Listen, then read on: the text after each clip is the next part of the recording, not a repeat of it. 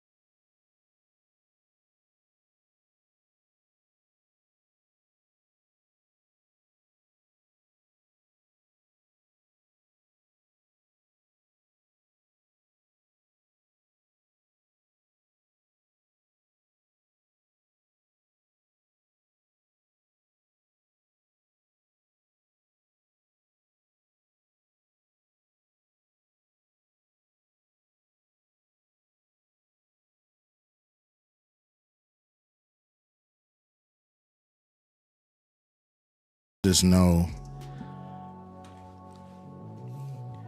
he was cool up until a point, and then this stuff started happening. So I believe somebody, you know, like I said, yo,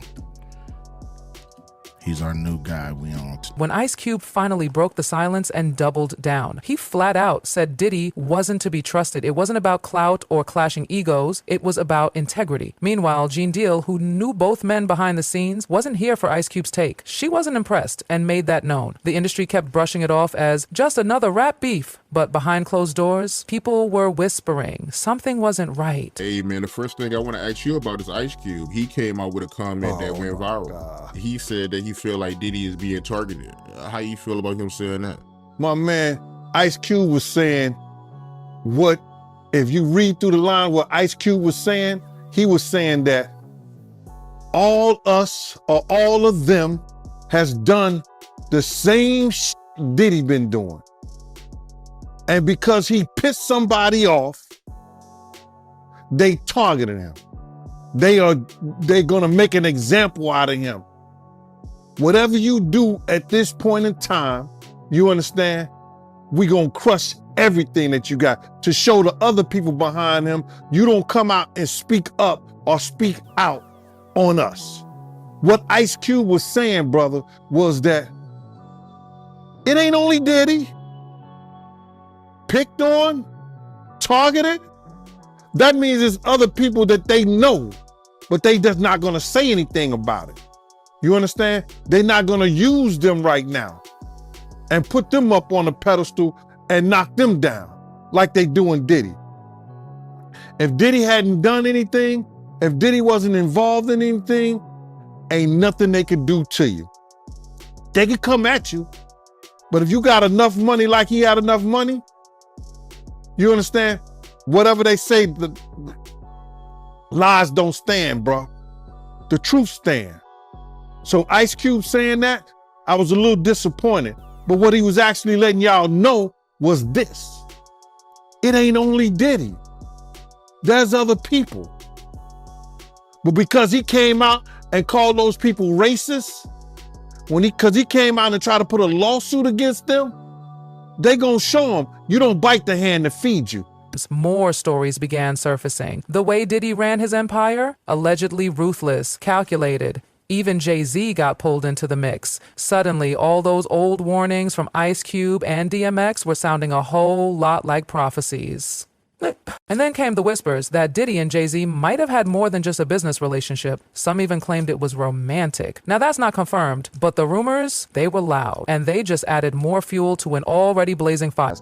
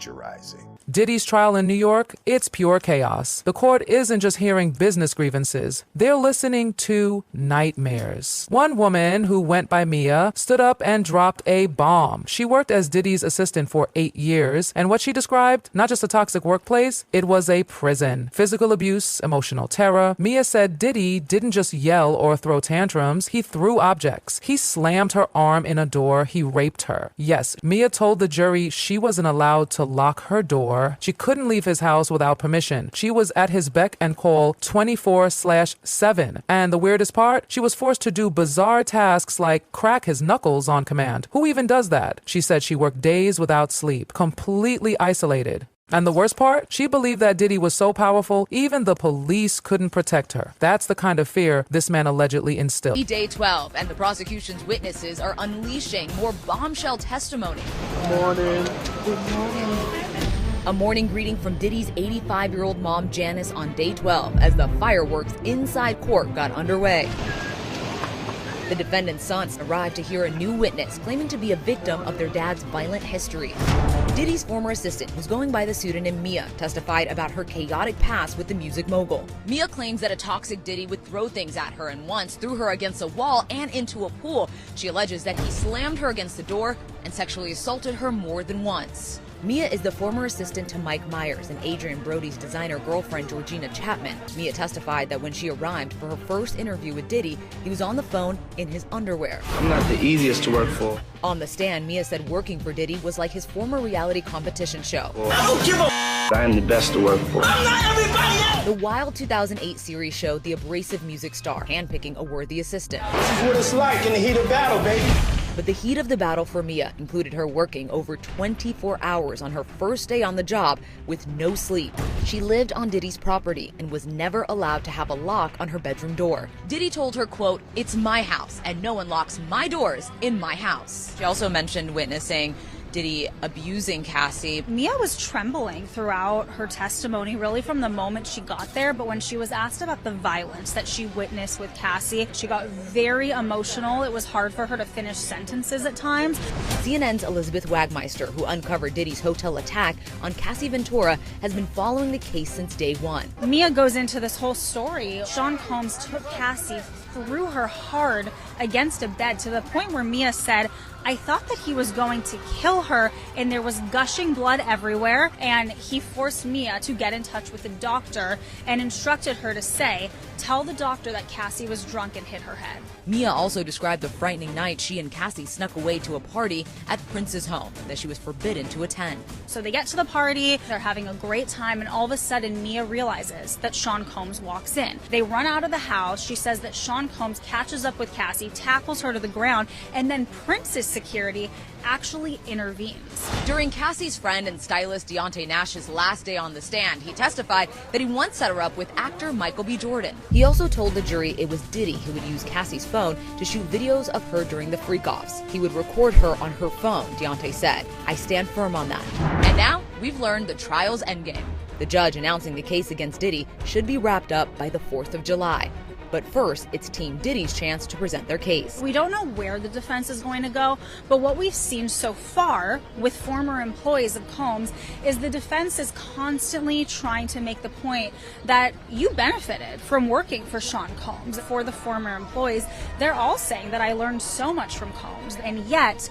Then came Deontay Nash, a stylist who worked with Diddy. What he shared sent shivers through the courtroom. He said he witnessed Diddy hit Cassie Ventura so brutally that she started bleeding. Nash, trying to protect her, jumped on Diddy's back, but Diddy just threw him off. And then, this is chilling. Diddy looked at the chaos and said, "Look what y'all made me do." Are you kidding? That wasn't all. Diddy allegedly threatened Cassie, saying he'd leak private videos to her family and job if she didn't comply. Blackmail, manipulation, fear, that's the pattern forming here. Please, what key testimony today stood out to you?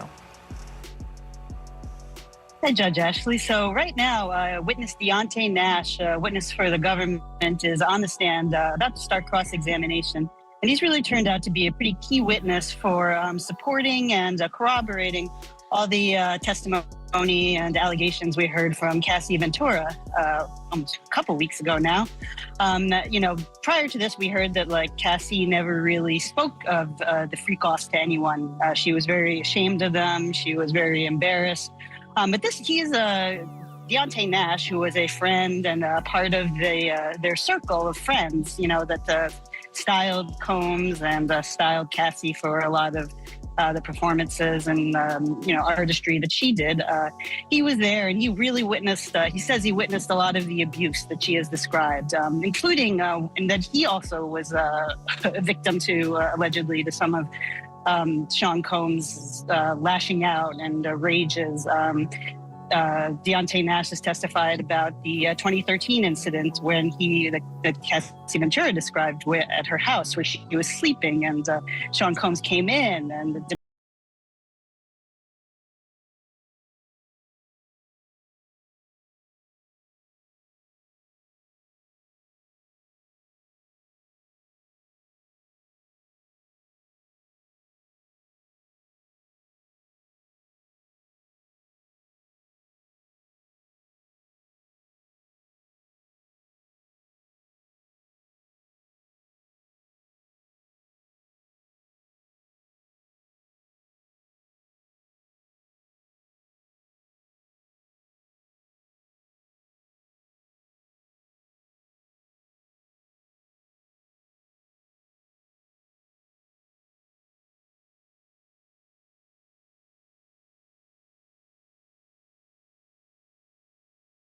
He claimed Diddy once searched his entire home, even looked inside the oven because he thought Cassie was hiding there.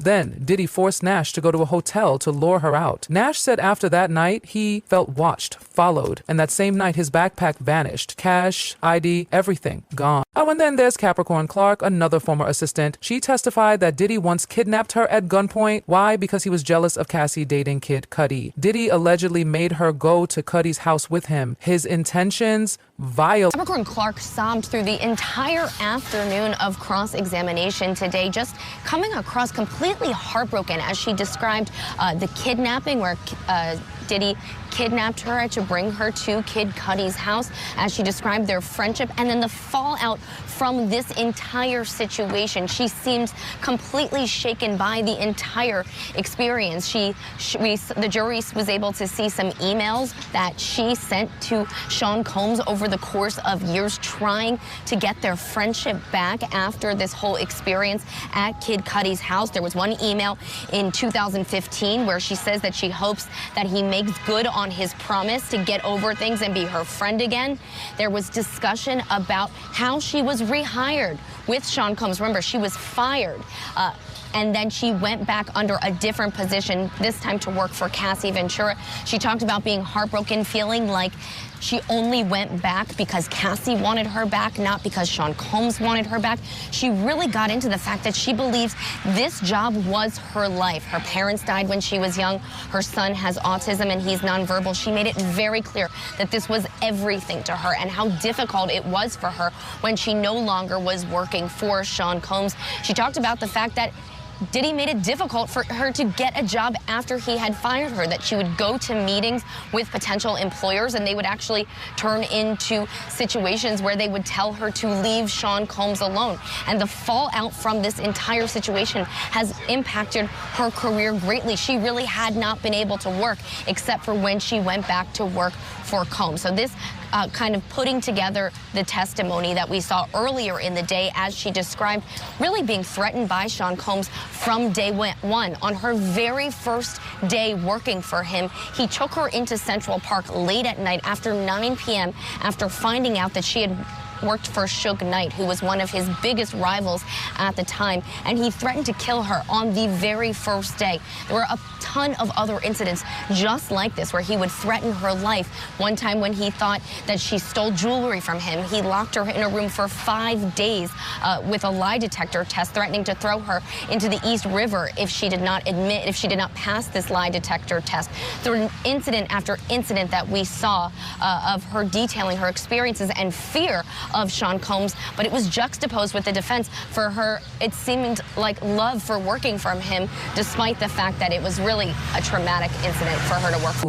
Capricorn didn't stop there. She also witnessed Diddy beating and kicking Cassie outside his home. Let that sink in. And when she begged Cassie to leave him, Cassie said something that left everyone speechless. Who else would I date? Jay-Z is taken? What? That one sentence sparked 1,000 conspiracy theories. But back to court. Diddy's lawyers tried to shut the whole thing down. They asked for a mistrial after someone brought up a mysterious fire in 2012 that destroyed Kid Cudi's car. Rumors say Diddy was behind it, but the judge, he wasn't having it. He told the jury to ignore that part, but the rest, it's fair. Her third child less than 2 weeks after testifying in the Sean Diddy Combs trial. Meanwhile, today, Los Angeles police and fire taking the stand, focusing on a break-in at rapper Kid Cudi's home and the firebombing of his car.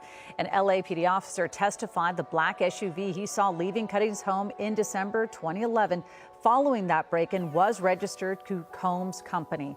Then LAFD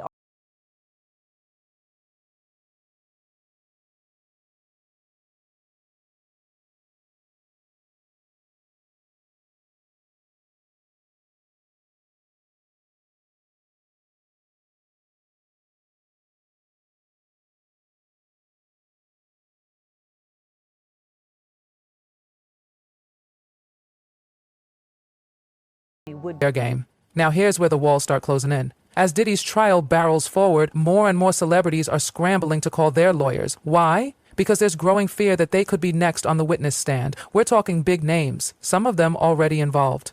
The list so far: Cassie Ventura, obviously. Kid Cudi, his name keeps coming up in terrifying ways. And now even singer Dawn Richard has testified. Yep, it's getting real. The prosecution is putting together what's starting to look like a monstrous case. We're talking racketeering, sex trafficking by force or coercion, transporting individuals for prostitution. It's not just shady, it's criminal. And Diddy's plea for a mistrial flat out denied. The judge is like, nope, we're seeing the trafficking and racketeering trial of Sean Diddy Combs. A federal judge immediately rejected the defense's request for a mistrial. This request came after an arson investigator took the stand. So let's take you outside the New York courthouse with CBS News legal reporter Katrina Kaufman with the very latest on how all of this unfolded. Hi, Katrina. So yes, Combs' team requested a mistrial earlier. This was denied by the judge, but they alleged prosecutorial misconduct. It was related to testimony from an LA Fire Department investigator who had looked into an incident of alleged arson at the house of Scott Mescudi, that's the rapper Kid Cudi. Now, there was some evidence of fingerprints that was apparently destroyed back in August 2012, and the defense felt that the prosecution was insinuating in front of the jury that Combs may have been involved in that.